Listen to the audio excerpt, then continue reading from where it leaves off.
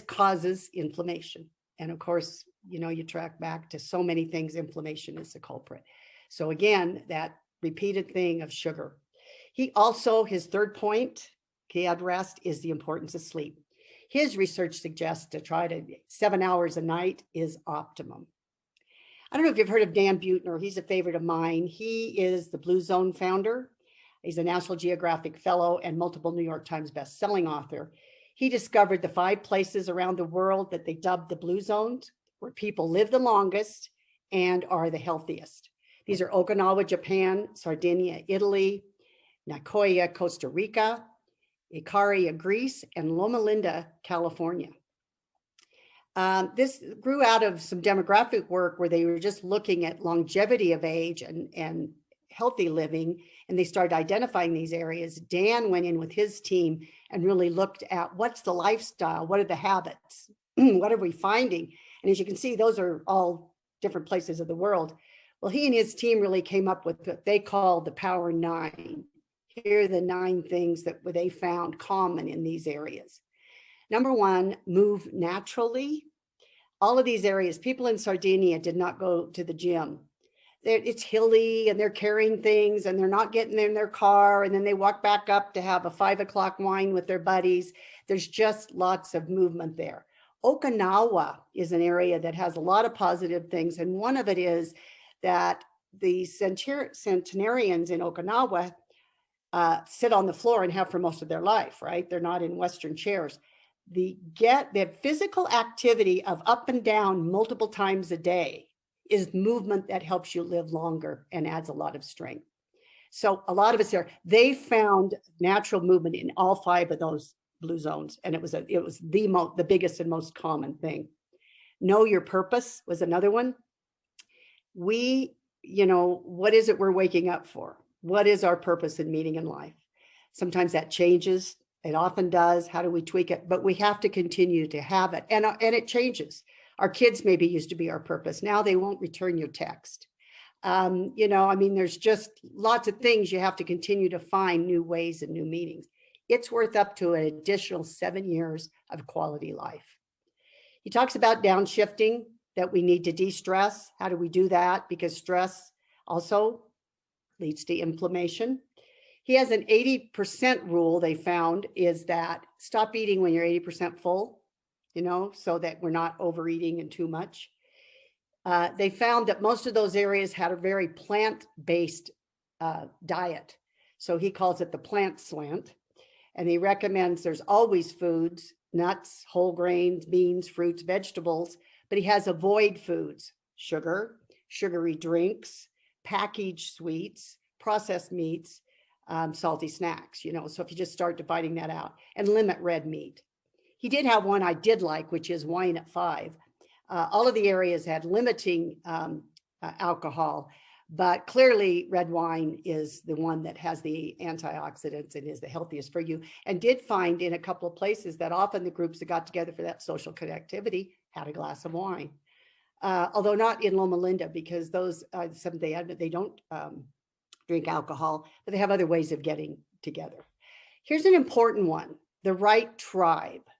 We need a tribe that supports healthy behavior. Habits are contagious. The world's longest lived people chose or were born into social circles that support healthy behaviors. The Okinawans create these, I've forgotten the name now, moyaks, that are there. These are friendships formed, their families form them together in a village of 5 that you become friends for life. And they form these friendships and they support and they go through the ups and downs of life, and they are just there. They help you get through things. And in the Blue Zones, he sat down with 5 of this one group that they were all 105. And they were still good friends, and they got together for tea and they spent time. And so they shared all those things. They helped each other de-stress. They did things together.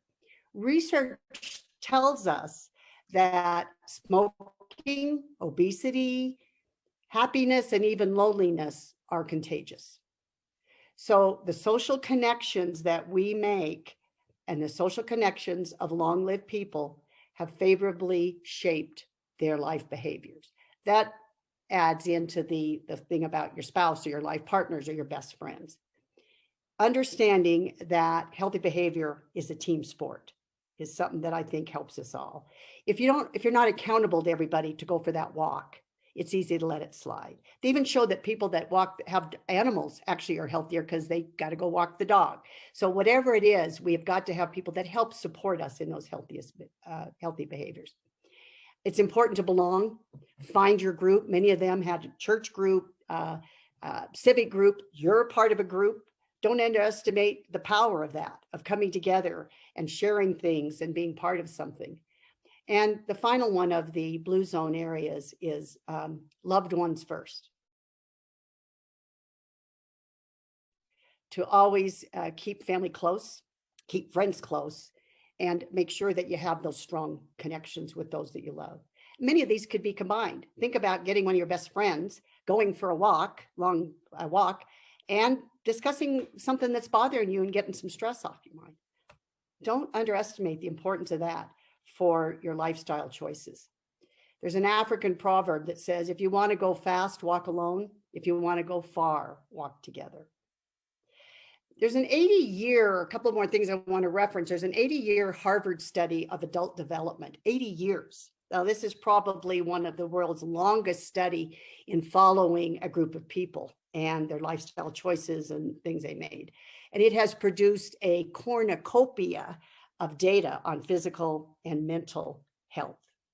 The study has shown, now listen, here's what it really finds. I'm going to tell you a little more about it. The study has shown that people who fared the best over this long longitudinal study were people who leaned into relationships with friends and family. With community was important, proving that embracing community, embracing friends help you live longer. Now think about all of that. Now, this study, just briefly, started in 1938, and it was with 268 Harvard men. In fact, John F. Kennedy and Ben Bradley, the Washington Post editor, were one of the two in it. Of course, women were not in it because women were not, at Harvard. But they have stayed with these people throughout the years. And they additionally added a second group, which were 450 inner city, lower income youth out of Boston.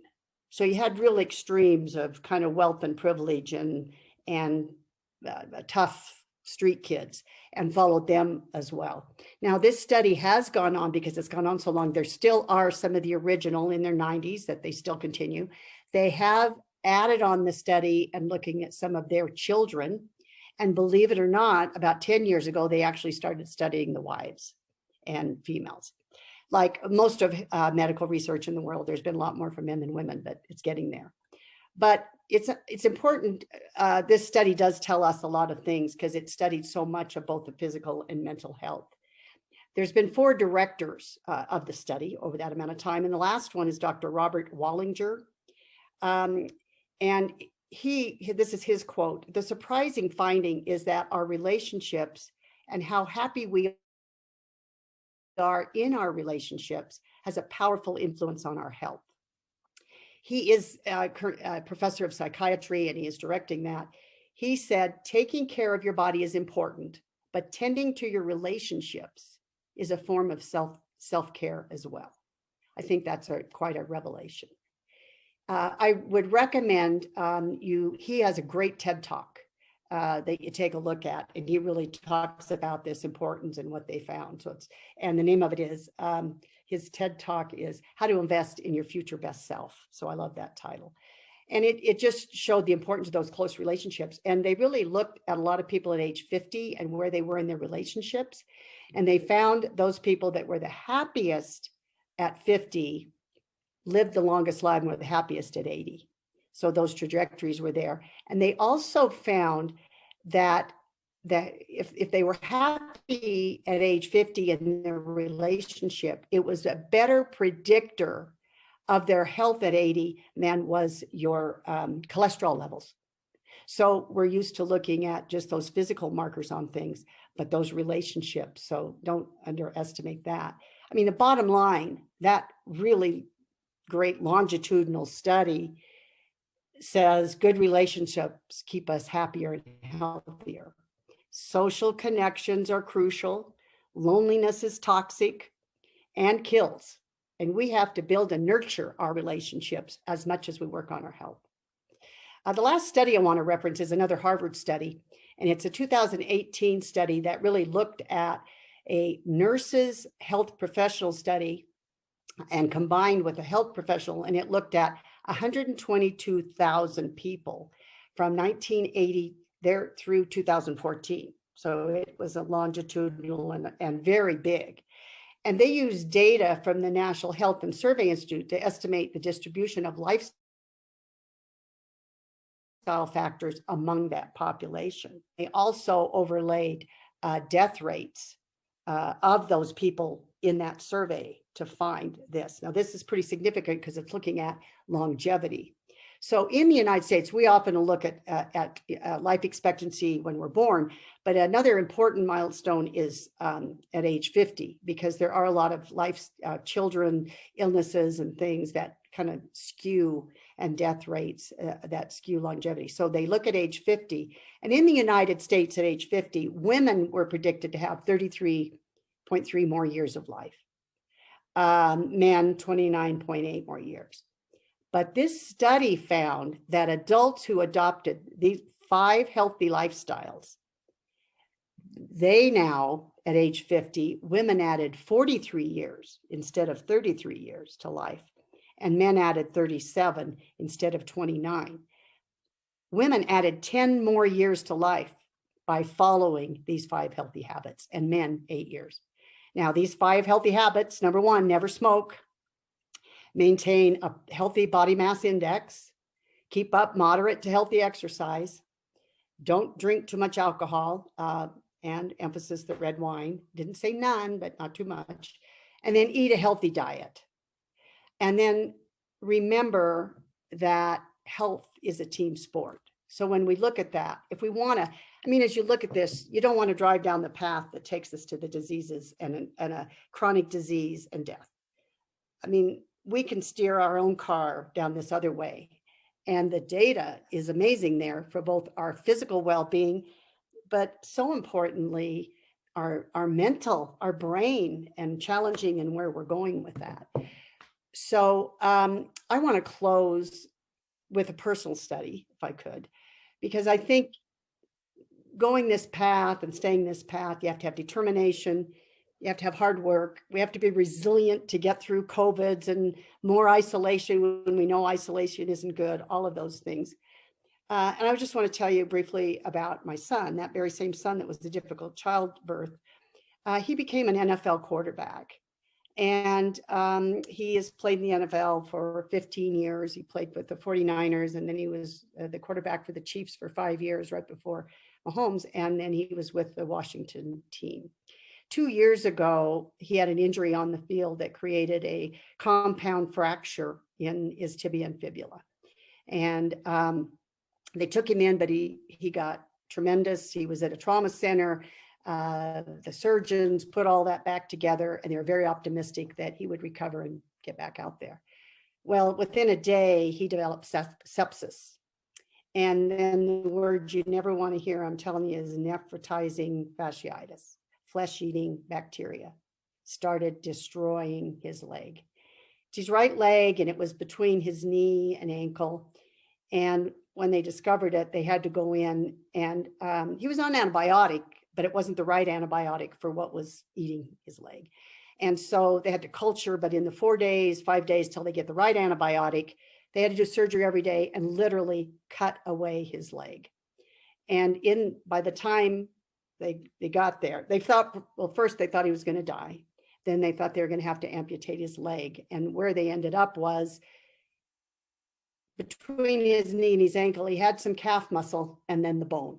That's it. And so amputation is a possibility. They had to restructure and put this big external fixator on him. And he decided to try to do limb salvage. So he's had almost 20 surgeries to try to salvage. He's had muscle transplants, skin grafts, all kinds of things.